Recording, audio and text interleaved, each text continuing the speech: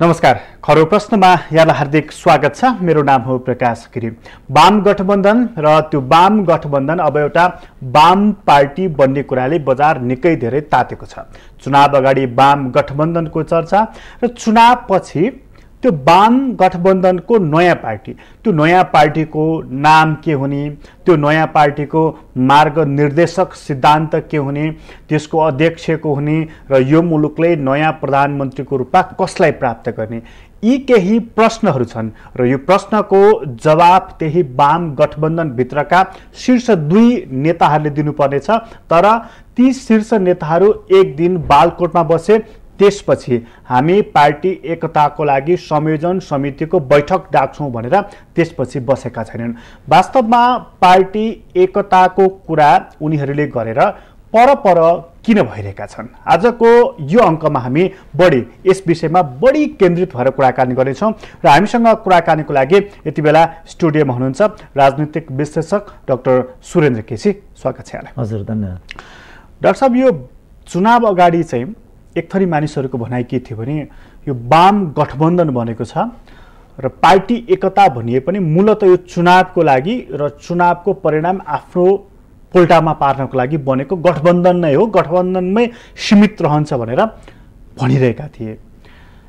चुनावपछि पनि वाम गठबन्धनका शीर्ष नेताहरूले होइन हामी पार्टी एकतै गर्ने हो, पार्टी एकता आज भरे तुरुन्तै गर्छौँ भनेर भनिसकेपछि पत्याउनेले त पत्याउनु पर्यो। तर पार्टी एकताको दिशातर्फ चाहिँ उनीहरू अगाडि बढिरहेका छैनन्। यसको पछाडिको कारण के लाग्छ तपाईँलाई? पत्याउनुमै सबभन्दा ठुलो कमजोरी थियो। किनभने राजनीतिमा जे कुरा भनिन्छ त्यो कुरा राजनीति हुँदैन, राजनीतिमा जे भनिन्छ त्यो गरिँदैन, जे गरिन्छ त्यो भनिँदैन। पार्टी एकता गर्छौँ भनेर उनीहरूले जुन भने त्यहाँनेरि नै ठगिराखेका थिए। अब त्यहाँभित्रको चाहिँ सुनिश्चितता, किनभने यहाँको जे नेतृत्व छ नेपालमा त्यो नेतृत्व चाहिँ पारदर्शी र विश्वसनीय छैन, यो नैतिक पनि छैन। फेरि अहिलेकै तपाईँ कुरा गर्नुहुन्छ भने यो गठबन्धन मध्येको एक चाहिँ संस्थापन पक्ष सरकारसँग पनि त गठबन्धित छ, माओवादी। उसका 15-20 वटा युवाहरू त के जाति नेताहरू त अहिले पनि मन्त्री छन्। प्रमुख प्रतिपक्षसँग गठबन्धन गरेर हामीले चुनाव गऱ्यौँ भन्छन्। अनि यस्तोले पर्सि गएर कुनै अर्को गर्यो भने त्यसमा के चाहिँ आश्चर्य हुन्छ। त्यसकारण पनि म के भन्छु भने राजनीतिमा जे भनिन्छ त्यो गरिँदैन, जे गरिन्छ त्यो गरिँदैन। चुनाव अगाडि चाहिँ उनीहरूले गठबन्धन गर्दाखेरि र पार्टी एकतासम्मै हो है हाम्रो अलिक परको छ गन्तव्य भन्दाखेरि तपाईँलाई कति पत्यार लागेको थियो? मलाई त 1% पनि पत्यार लागेको थिएन। अहिले चाहिँ अब म तिन्छु, अहिले पनि तपाईँलाई पत्यार 100% म तिन्छु। तर बालकोटमा केपी ओली बसे, बालकोटमा प्रचण्ड बसे र उनीहरूले पार्टी एकता त गर्ने हो भने त्यसपछि प्रचण्डको एउटा स्टेटमेन्ट बडा गजबको के थियो भने पछाडि फर्कने हामीले त पुलै भत्काइदियौँ, अब फर्कने ठाउँै छैन भने उनले।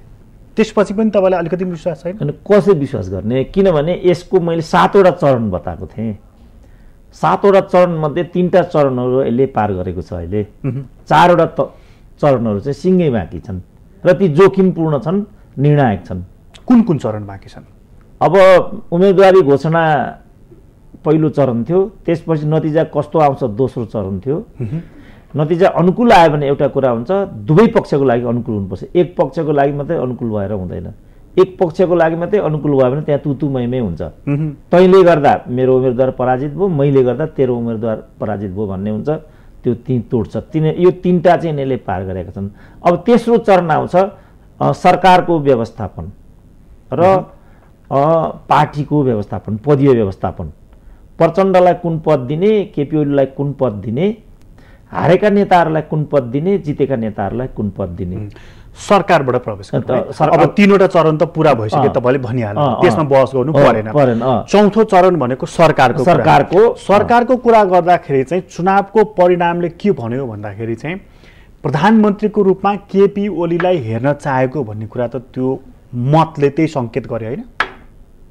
अब म विदेशमा थिएँ, तर मैले के सुने भने नेकपा एमालेका युवा नेताले नै जसलाई तपाईँले सङ्केत गर्यो भन्नुभयो उनलाई निवृत्त भएर बस्नुपर्छ भन्नुभयो भन्ने मैले सोसियल मिडियामा पढेँ। योगेश भट्टराईले, प्रचण्डले पनि, केपी ओलीले पनि पार्टी एकता गरिसकेपछि उहाँहरू चाहिँ अब अभिभावकको जिम्मेवारी निर्वाह गरे हुन्छ भनेर उहाँले मैले त्यो विदेशमा मैले त्यो सञ्जालमा पढेँ। अहिले यहाँ तपाईँको स्टुडियोमा पस्ने बित्तिकै चाहिँ मैले के सुने भने प्रधानमन्त्रीको लागि त योगेशले नै भनेका छन् अरे प्रचण्ड उपयुक्त उम्मेदवार हुन्। जब एमाले भित्र नै केपी ओली हुने कि नहुने भन्ने कुरामा यो खालको रोइलो छ भने तपाईँ अभिमतमा यिनीहरू कहाँ अडिन्छन् होला भन्नेमा अभिमतले चाहिँ केपी ओलीलाई तिमी प्रधानमन्त्री बन भनेर मत दिएको जस्तो तपाईँलाई लाग्छ कि लाग्दैन? होइन, त्यो त सभ्य देशको कुरा हो नि त। होइन, हाम्रै अभिमतले पनि त्यो त भन्यो नि। होइन हो कि, तर यो त्यो सभ्य देशमा प्रजातन्त्र अनुकूल आचरण गरिन्छ। यस्तो बर्बर र जङ्गली देशमा चाहिँ राजनीति भनेको खालि मान्छेलाई झुक्क्याउने नाङ्लो टर्नाउने कुरा मात्रै हो कि। त्यसो भए प्रधानमन्त्रीको रूपमा केपी ओली रहनेछन् हुनेछन् भन्ने कुरामा शङ्का छ? शङ्का त किन छैन, पक्कै छ। किनभने केपी ओली र यो गठबन्धन हठात बनेको छ र अपारदर्शी छ र यसमा विदेशको पनि काहीँ न काहीँ चलखेल छ भन्ने छ र भविष्यमा विदेश चलखेलको कुरा यसले बढी सेवा गर्छ भन्ने पनि छ। तर डाक्टर साहब, जस्तो प्रचण्ड र केपी ओली सँगै रहँदासम्म यो खतरा त रहन्न नि कि केपी ओली प्रधानमन्त्री हुँदैनन् या नहुन सक्छन् अथवा षड्यन्त्र हुन सक्छ भन्ने यी सबै प्रश्नहरू त केवल प्रश्नमै सीमित रहन्छन् नि। होइन, प्रश्नमै सीमित रहन्छन्, तर ज्वलन्त प्रश्नको रूपमा सीमित रहन्छन् नि त। तपाईँले हेर्दाखेरि चाहिँ केपी ओली प्रधानमन्त्री हुनको लागि यदि उनीमाथि षड्यन्त्र भयो भने कसबाट हुन्छ? प्रचण्डबाट हुन्छ। प्रचण्डलाई निमित्त पात्र बनाइन्छ। प्रचण्ड नेपालको राजनीतिको निमित्त पात्र हो। केपी ओलीलाई धोका भयो भने प्रचण्डबाटै हुन्छ, अरूबाट त सम्भवै छैन नि त। किनभने निर्णायक चाबी त अहिले प्रचण्डको हातमा छ। यसको मतलब चाहिँ प्रधानमन्त्री अब हुने सवाल को हो भन्ने कुराको सन्दर्भमा चाहिँ प्रचण्ड र केपी ओलीको बिचमा एउटा अन्डरस्ट्यान्डिङ हुनु पर्यो। अब त्यो नभयो भने त राजनीति अगाडि नै जाँदैन, गठबन्धनको राजनीति। अब त्यसको लागि जस्तो केपी ओलीले भने अब म प्रधानमन्त्री हुने हो, मलाई नहुन दिनको लागि ठुलो षड्यन्त्र भइराखेको छ, उनले यो कुरा भने। यो चाहिँ प्रचण्डलाई इङ्गित गरे हो कि अघि तपाईँले सङ्केत गरे जस्तो यहीँका घरेलु शक्तिहरू र केही बाह्य शक्तिहरूलाई उनले इङ्गित गरेका? होइन, प्रचण्ड त निमित्त मात्रै हुन्। गोटी चलाउने त अर्कैसँग, जस्तो उनले आज भनिसक्यो नि त, तिमी हाम्रो गठबन्धनमा हो, योभन्दा पहिला 3टै पद तिमीलाई दिन्छु भनिसक्यो। र अहिले सरकारका प्रवक्ताले नै भने कि यही देशमा तेस्रो शक्ति पटक पटक प्रधानमन्त्री भएको दृष्टान्त छ यही देशमा। प्रचण्ड स्वयं तेस्रो शक्ति हुन् नि त। त्यसो भए प्रचण्डलाई प्रधानमन्त्री बनाइदियो भनेदेखि गठबन्धन पनि रहने भयो, पार्टी एकताको कुरा पनि अघि बढ्ने भयो नि त। एकछिन केपी ओलीलाई एकछिन छाडेर भन्ने हो भनेदेखि गठबन्धन पनि जोगाउने, गठबन्धनबाट अलिक पर पार्टी एकता पनि गर्ने भनेर भन्ने हो भनेदेखि प्रचण्डलाई नै प्रधानमन्त्री बनाइदियो भने चाहिँ यो कायम रहन्छ? अब कायम राख्न चाह्यो त्यसरी भनेदेखि रहन पनि सक्छ। अब यो केपी ओलीमा निर्भर रह्यो, केपी ओलीको सेक्रिफाइसमा निर्भर गर्छ। तपाईँले हेर्दाखेरि अहिले केपी ओली कुन मुडमा छन् जस्तो तपाईँलाई लाग्छ? यिनीहरू त फाइट टु फिनिसमै हुनुपर्छ, किन पदीय तत्त्व हुन् नि यिनीहरू। पदको लागि यिनीहरू सबै कुरा सेक्रिफाइस गर्छन् यिनीहरूले। कमल थापाकै तपाईँ दृष्टान्त लिनुहोस् न, छँदाछँदैको पार्टी थियो, यही पदले गर्दा कहाँ पुर्याइदियो। हिजो रातिसम्म पनि यिनीहरू पदको लागि लडिराखेका छन्, आफ्नो एउटा कामरेडलाई निष्कासन बेआब्रु बल्कि त्यस्तो गर्न सकिँदैन नि राजनीतिमा सितिमिति। But these people are doing, these are the specific people. त्यसभए केपी ओली पनि सेक्रिफाइस गरौँ, एउटा अलिकति नेताबाट अलिकति माथिल्लो तहमा जाउँ भन्ने तहमा अहिले छैनन्। उनको लागि त अवस्थै त्यो छैन, किनभने उनको नै क्रेजबाट नेपालको राजनीति यहाँसम्म आएको छ। यो 2-4 वर्षको राजनीति र एब्सोल्युट अभिमत उनीसँग पनि छ। अब यस्तो व्यक्तिलाई सिधै असान्दर्भिक पार्ने भन्ने कुरा कल्पना गर्न सकिँदैन। तर युवा नेताले नै भनिसके कि उनले रिटायर बस्नुपर्छ। यसको मतलब चाहिँ केपी ओलीलाई प्रधानमन्त्रीबाट पर पार्न खोजियो भनेदेखि यो गठबन्धन, पार्टी एकता सब चिज चाहिँ भताभुङ्ग हुन्छ। अब कल्पनै गर्न सकिँदैन। त्यस भएदेखि केपी ओली र प्रचण्डको सन्दर्भको कुरा तपाईँले गरिहाल्नुभयो, प्रधानमन्त्रीको सन्दर्भमा लोभ प्रचण्डले गर्न सक्छन् भनेर, होइन? अब यो सरकारवाला कुरा भयो। सरकारवाला कुरापछि अब पार्टी एकताको कुरा, यहाँनिर दुईवटा कुरा जोडिएको छ फेरि। जस्तो माओवादीले के भने सुने मैले भने पहिला पार्टी एकता गरौँ अनि अगाडि बढौँ। एमाले भने के सुने मैले भने कि पहिला सरकार बनाऊ त्यसपछि पार्टी एकता भनेको यसमा चाहिँ यो यसको पछाडिको आशय के? यसको पछाडिको आशय बार्गेनिङ। जस्तो अहिले निर्वाचन आयोग बार्गेनिङ चिप्स हो, कुनै पनि कुरा अस्पष्ट छैन नि संविधानमा, तर उसले पुरा निर्वाचनलाई अस्पष्टतामा राखिदियो। किनभने निर्वाचन आयुक्त चाहिँ प्रचण्डको रिमोटमा छन्, जता थिच्यो त्यो निर्वाचन आयोगले त्यही गरिदिन्छ। देख्दाखेरि निर्वाचन आयोगले काम नगरेको देखिन्छ, अरू कराउनु चिच्याउनुको केही अर्थै छैन। बिचारा बुझ्दैनन् उनीहरू, किनभने जम्मै यिनका कार्यकर्ताहरू हुन् र एउटा एउटा पार्टीका कार्यकर्ता हुन् तिनीहरू। जहाँ थिच्यो यहाँ थिच्यो भनेदेखि च्यानल नेपाल आउँछ, यहाँ थिच्यो भनेदेखि कान्तिपुर टिभी आउँछ, यहाँ थिच्यो भने माउन्टेन टिभी आउँछ। थिच्ने म हुन् त, पर देख्दाखेरि मात्रै दर्शकहरू हुन्। त्यसो भएदेखि चाहिँ यो पार्टी एकता पहिले गरौँ, पहिले सरकार बनाऊ भन्ने कुराको पछाडि बार्गेनिङ गलाउने के? अब यहाँनिर डाक्टर साहब जस्तो चाहिँ एकछिनलाई मानिनु ल, पहिला चाहिँ पार्टी एकता भएर एकछिनलाई मान्यो माओवादीले भने जस्तो पहिला पार्टी एकता भयो भनेदेखि त्यसपछि सरकार निर्माणको कुरा हुने भयो। यहाँनिर तपाईँले भनिहाल्नु बार्गेनिङको कुरा। पार्टी एकता भने मतलब चाहिँ अध्यक्ष को बनाउने भन्ने कुरासँग जोडियो। यस यस। सरकार भने चाहिँ प्रधानमन्त्री को भने जोडियो। यसको मतलब चाहिँ अब एकछिनले मान्यो जनमत चाहिँ केपी ओलीलाई प्रधानमन्त्री बन भन्ने छ भनेदेखि पार्टी अध्यक्ष चाहिँ प्रचण्डलाई बन भन्ने छ होइन? अब माओवादी आँखाबाट हेर्दा छ, एमाले आँखाबाट हेर्दाखेरि छैन। किनभने माओवादीको 8 सिट 9 सिट मात्रै हो, त्यो पनि हो कि होइन, प्रचण्डको पराजय त निश्चित भन्ने छ। एमालेकै कारणले आज माओवादी नाफामा गयो, काङ्ग्रेस घाटामा गयो भन्ने छ। तर प्रचण्डले त्यो कुरा मानेका छैनन्। खबरदार एमाले ठुलो कुरा गरौला, हाम्रो पनि योगदान छ, त्यसकारण तिमीहरू 80 मा छौ भन्ने छ। माओवादी स्वीकार्ने पक्षमै छैन। एमाले पनि त्यसमै पावर सेयरिङको पक्षमा छैन। Power sharing in the sense कि प्रधानमन्त्री आफू राखेर अध्यक्ष माओवादीलाई दिने अथवा अध्यक्ष आफू राखेर प्रधानमन्त्री माओवादीलाई दिने, यो पक्षमा ऊ पनि छैन। अब यसरी हेर्दाखेरि देखिँदैन, त्यो नगरिकन कुरा मिल्दैन। त्यो नगरुन्जेल प्रचण्ड कसरी मान्छन्?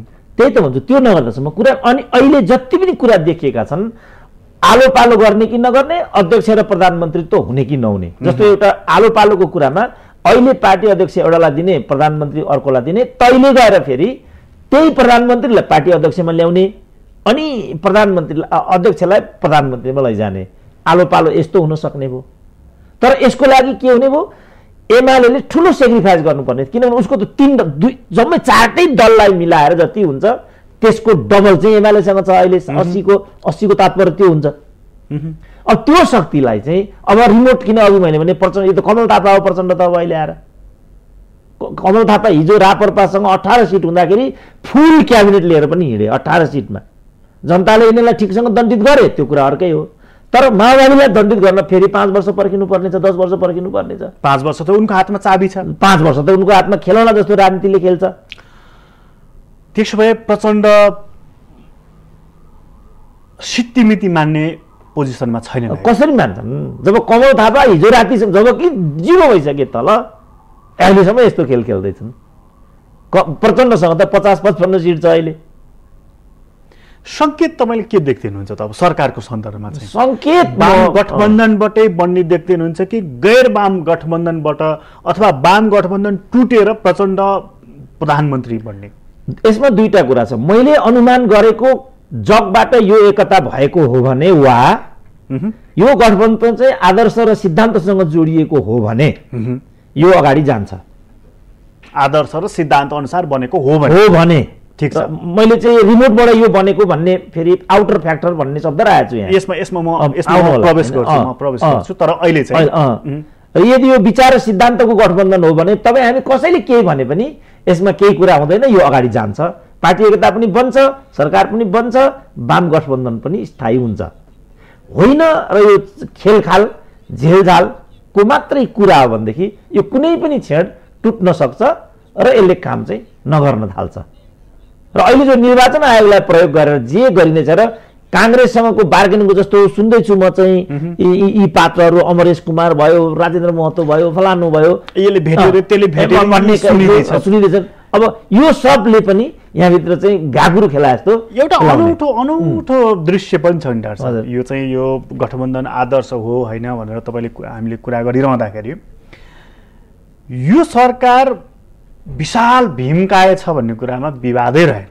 जो सरकार अहिले छ अलरेडी के हैन जो छ त्यो भीमकाय सरकारमा अहिले पनि बिना विभागीय मन्त्री भएर माओवादीकै साथीहरू छन् भन्ने कुरामा पनि विवाद रहेन नि रह्यो त चर्चै गरिसक्यौँ हामीले चर्चै गरिसक्यौँ अब हिजो चुनावको निश्चितता भएपछि हामी छोड्छौँ भन्यो यस चुनावको निश्चितता होइन चुनावै भइसक्यो चुनावको निश्चितता मात्र होइन चुनाव भयो चुनावको परिणाम आयो अब हुँदा यहाँसम्म हामी आइसक्यौँ ती साथीहरू बिना विभागै छन् यसको रहस्य अलिकति बताउनुहोस् न त्यही त भन्छु अब यो एक त कति इमोरल छन् यिनीहरू भन्ने कुराको यो नाङ्गो नमुना हो म सुन्छु क्याबिनेटभित्र यिनीहरूले पस्न पाउँदैनन् अरे र बाहिर वेटिङमा बस्नुपर्छ अरे यिनीहरूले जहाँ म गएर बस्न सक्दिनँ होला 10 मिनट यिनीहरू एज ए मिनिस्टर के को लागि त यही नै निर्लज्जताको यो दृष्टान्त र कारण के हो बुझ्न सकिँदैन अब सरकारको नेतृत्व कांग्रेसको सभापतिले गरिराखेका छन् अहिले काम चलाउ सही त्यो सरकार त छ अझै छ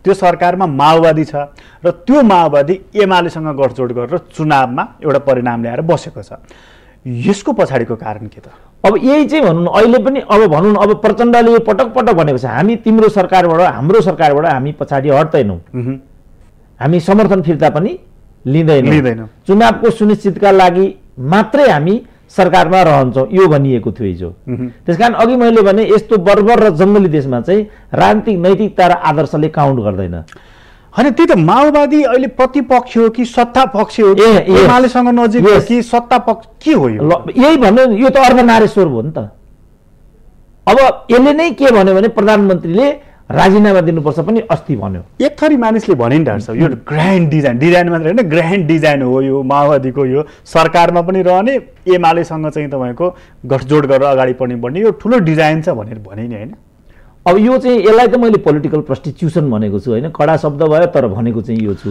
तर म के सुन्छु भने प्रस्टिट्युसनमा पनि एउटा धर्म हुन्छ अरे यो के त डाक्टर साहब जस्तो यो चुनावको परिणाम आइसकेपछि एमालेलाई धोकाधडी गर्नको लागि नै बनेको गठबन्धन हो त धोकाधडीको मैले भने नि अब जो अहिले अघि मैले आउटर फ्याक्टरको कुरा गरेँ नि तिमीहरू एक ठाउँमा बस्नुपर्छ भन्ने फ्याक्टरले यहाँ काम गर्यो को हो त त्यो फ्याक्टर त्यो भनौँ न अब नेपालमा साउथ र नर्थको कुरा हुन्छ नेपालमा अहिलेसम्मको राजनीतिमा जे उठापटक भयो यहाँ केपी ओलीलाई अवसान गराउने राजनीति जहाँबाट आयो संविधान घोषणा पछिको जो राजनीति जहाँनिर आइपुग्यो त्यो शक्ति र अनि नेपाललाई आफ्नो सामरिकताको विरुद्धमा प्रयोग गर्न हुँदैन भन्ने जुन उत्तरी शक्ति हो ती शक्तिको बीचको द्वन्द्वले आजको राजनीति आयो भन्ने छ भन्नेले त भनेका छन् नि यो वाम गठबन्धन चाहिँ नर्थले बनाइदियो यस त्यो भनिएको छ अब तपाईलाई के लाग्छ धेरै हदसम्म चाहिँ नर्थ फ्याक्टरले यहाँ काम गरेको नै भन्ने लाग्छ मलाई पनि अघि तपाईले भन्नुभयो नि कि यो यदि स्वार्थबाट प्रेरित छैन आदर्शको छ भने लामो जान्छ एउटा प्रहरी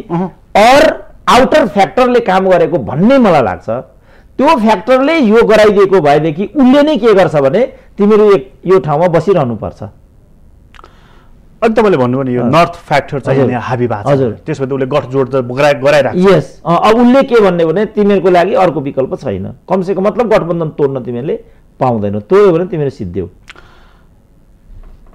आदरणीय दर्शकवृन्द हामी डाक्टर सुरेन्द्र केसीसँग कुराकानी गरिरहेका छौँ र खरो प्रश्नमा हामीले मूलतः वाम गठजोड कसरी बन्यो र त्यो वाम गठजोड केवल गठबन्धनमा सीमित रहन्छ कि त्यो पार्टी एकतासम्म पुग्छ भन्ने बारेमा कुराकानी गरिरहेका छौँ एकैछिन छोटो विश्राम लिन्छौँ त्यसपछि पुनः उपस्थित हुनेछौँ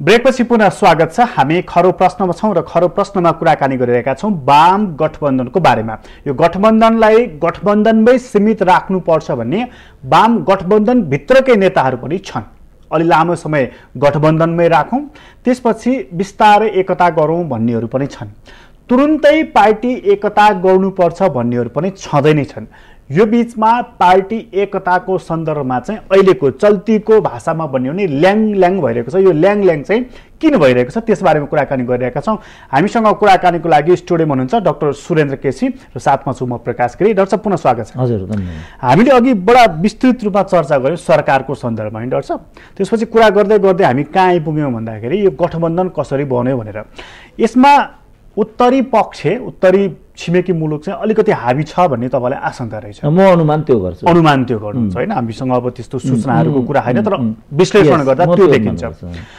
अब त्यसो हो भने सरकार बन्नको लागि यत्रो सकस चाहिँ किन त डाक्टर साहब? होइन, सरकार बन्ने त अब भनौँ न, अब त्यो त हाम्रो अनुमान मात्रै हो नि त।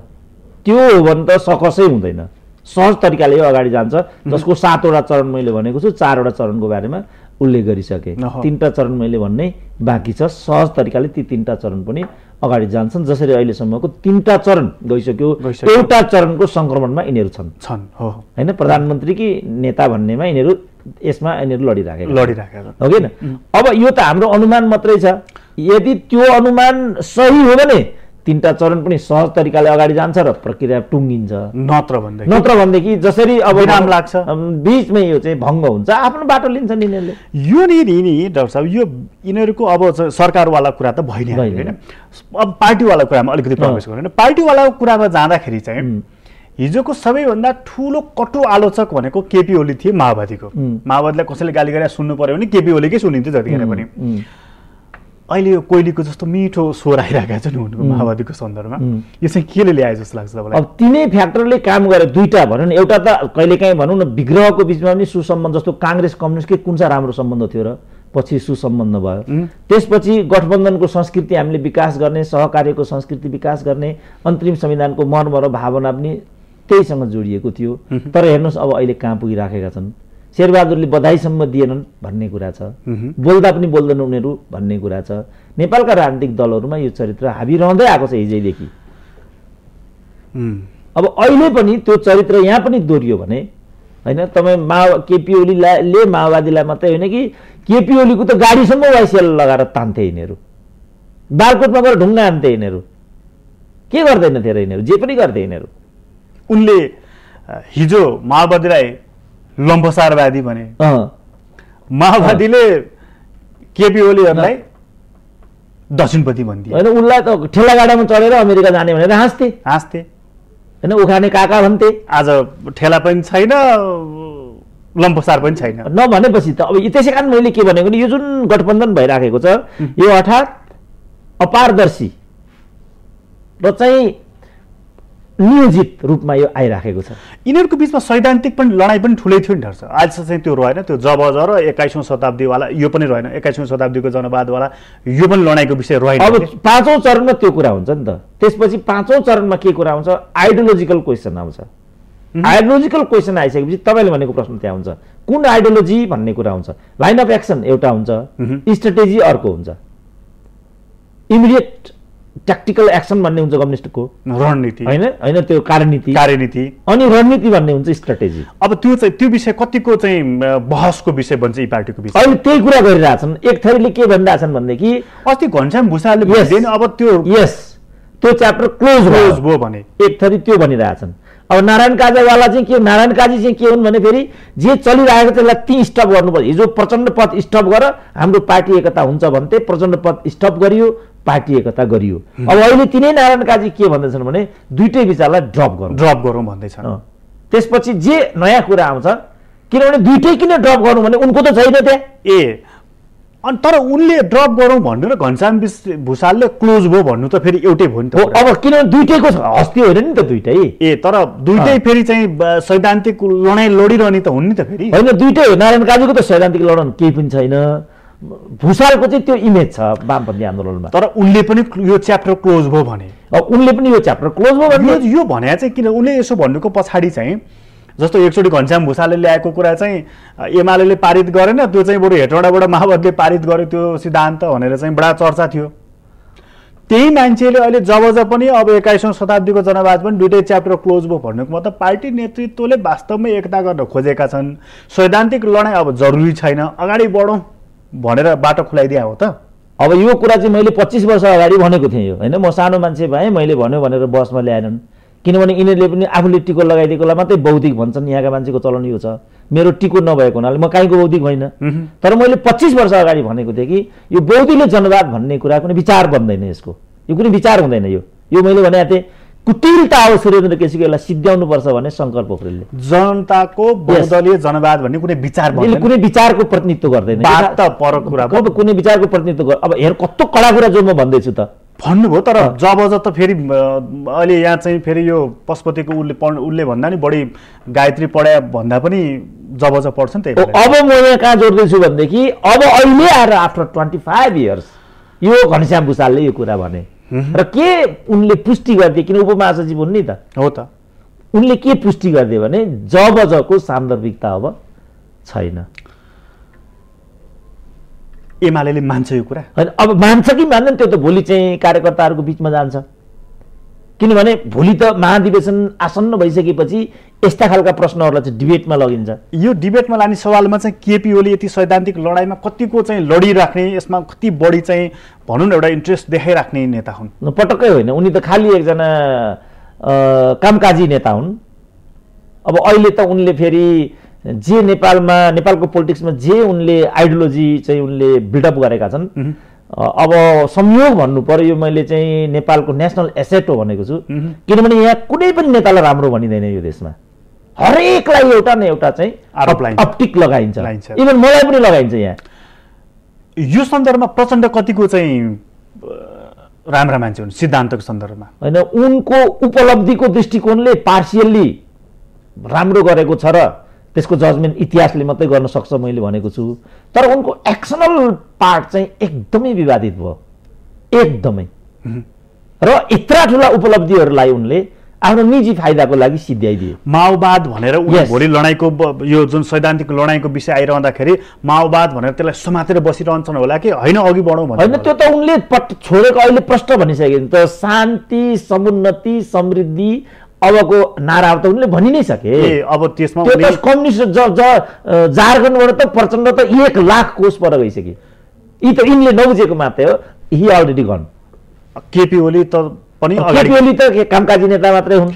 यसो भए त सैद्धान्तिक लडाइँ पनि पार्टीको बिचमा नरहने भयो नि, तब नै यिनीहरूको बिचमा एकताको कुरा आइरहेको। अब त्यसमा यो खलल चाहिँ कहाँबाट आयो त? अब यो त यो चाहिँ क्रक्स, अहिले तपाईँ अहिलेसम्म जे कुरा मसँग गर्नुभएको छ क्रक्स त्यहाँ हो। मैले कम्युनिजममै पिएचडी गरे हो र मेरो कम्युनिजमको कन्क्लुजन के थियो भनेदेखि नेपालको कम्युनिस्ट आन्दोलन भनेको it's not a basic revolution, it's a careerist middle class left oriented movement. मेरो पिएचडी को कन्क्लुजन चाहिँ यो थियो। अब people are coming in this position. यहाँनिर एउटा पोइन्ट पनि जोडिहालौँ त्यसपछि। अब यो क्रक्सको बारेमा चाहिँ अलिकति अप्ठ्यारै पर्यो। सैद्धान्तिक लडाइँ पनि छैन, साङ्गठनिक पनि छैन, अरू पनि छैन, अड्किया छ। अस्ति पोखरामा बिपी पुत्र चाहिँ डाक्टर शशाङ्कले के भने यो कम्युनिस्टहरूलाई मिल्न दिनुहुन्न, प्रचण्डजीसँग म बरु वार्ता गर्छु। उसले खुलेआम सार्वजनिक सभामा भने, सञ्चार माध्यमहरूमा यो खबर आयो। तपाईँले भन्नुभयो अघिदेखि कि यहाँ त्यस्ता बाह्य तत्त्वहरू छन् जसले चाहिँ यहाँका मानिसहरूलाई, पार्टीहरूलाई चलाउँछ, खेलाउँछ। होइन डाक्टर साहब, त्यही शब्द होइन, खेलाउँछ। उनलाई कसैले खेलाएर यी कुराहरू भने, अथवा काङ्ग्रेस नै त्यो पार्टी हो जसले चाहिँ वाम गठबन्धन हुनको लागि एउटा त्यस्तो भूमिका खेलिराखेको छ कि एउटा नहुनको लागि? अब त्यसमा दुईटा कुरा छ। एउटा कुरा त शशाङ्क कोइरालालाई के थाहा छ भने, किनभने उनी पोलिटिकल फ्यामिलीका मान्छे हुन्, उनलाई के कुरा थाहा छ भनेदेखि कम्युनिस्ट फोर्स भनेको नेपालको सब्सट्यान्सियल फोर्स होइन। सब्सट्यान्सियल फोर्सलाई चाहिँ कुनै अर्को फोर्सले डाइरेक्ट गर्न सक्दैन। अब उनले चाहिँ यो सब्सट्यान्सियल फोर्स नभएको हुनाले हामीले एमालेलाई पनि प्रयोग गरेर हेऱ्यौँ, माओवादी त प्रयोगको अहिले पनि हाम्रो अङ्ग छ। त्यसकारण हाम्रो पहुँच पनि छ, पकड पनि छ र केही बुँदाहरू पनि छन्। त्यसको आधारमा धम्क्याएर, घुर्क्याएर, लोभ लालच देखाएर भए पनि जुन कुरा बजारमा आइसकेको छ अहिले, 25 घण्टा बितेको छैन शशाङ्कले बोलेको, बजारमा के कुरा आइरहेछ भनेदेखि कि तिमीलाई यो अन्तर्राष्ट्रिय कानुन आकर्षित हुन्छ कि तिमी महत्त्वपूर्ण 3टै पद लिएर हामीसँग मिलेर बस, यो कुरा बजारमा आइसकेको छ।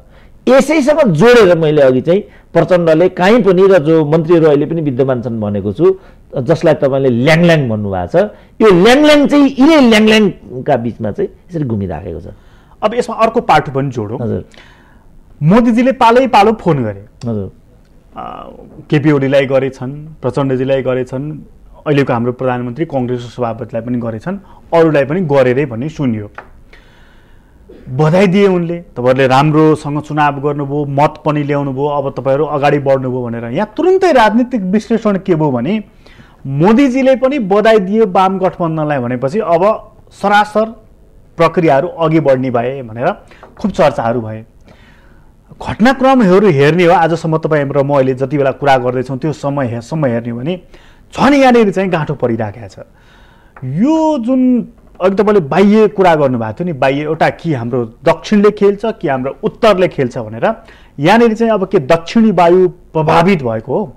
दक्षिणी स्वाभाविक उसले यसलाई गम्भीरताका साथ लिइरहेको छ। मेरो चाइना मर्निङ पोस्टमा आज एउटा कोटेसन उद्धृत भएको छ। आज चाइना मर्निङ पोस्टको हङकङ बेस्ड करस्पोन्डेन्स मसँग कुरा गर्न आएको थिएँ। मैले त्यहाँ कुरा भनिरहेको थिएँ कि यसको सबभन्दा ठुलो प्रतिक्रिया चाहिँ भारतमा उत्पन्न भएको छ। जे चुनावी दौड नेपालमा पैदा भयो त्यसको रियाक्सन चाहिँ नयाँ दिल्लीमा प्रस्तुत भइरहेछ भन्ने कुरा चाहिँ चाइना मर्निङ पोस्टले उद्धरण गरिरहेछ आज मेरो।